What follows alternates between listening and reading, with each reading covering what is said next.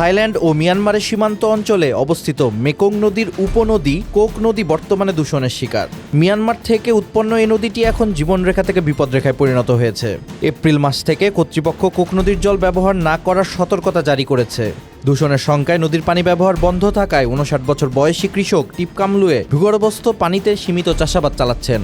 Mekong অববাহিকায় অবৈধসহ 2400টির বেশি খনি থেকে সায়ানাইড পারদসহ বিপজ্জনক রাসায়নিক পদার্থ নদীতে মিশছে বলে ইউএস ভিত্তিক স্টিমসন সেন্টারের গবেষণা থেকে জানা যায়। গবেষক ব্রায়ান আইলার বলেন, মেকং, সালুইন ও ইরাবতী নদীর বহু উপনদী সম্ভবত মারাত্মকভাবে দূষিত। এই গবেষণায় 366টি পলল খনি, 359টি হিপলিচ খনি এবং 77টি বিরল মৃত্তিকা খনি শনাক্ত করা হয়েছে। বিশেষজ্ঞরা মিয়ানমারের রেয়ার আর্থ ও স্বর্ণখনির সঙ্গে নদীর আর্সেনিক ও ভারী রেয়ার আর্থ দূষণের যোগসূত্র পেয়েছেন। থাই সরকার 3টি নতুন টাস্ক ফোর্স গঠন করেছে নদী দূষণ মোকাবেলা ও বিকল্প পানির উৎস নিশ্চিত করতে। নদীর উপর নির্ভরশীল কৃষক জেলেরা দ্রুত পদক্ষেপের দাবি জানাচ্ছেন।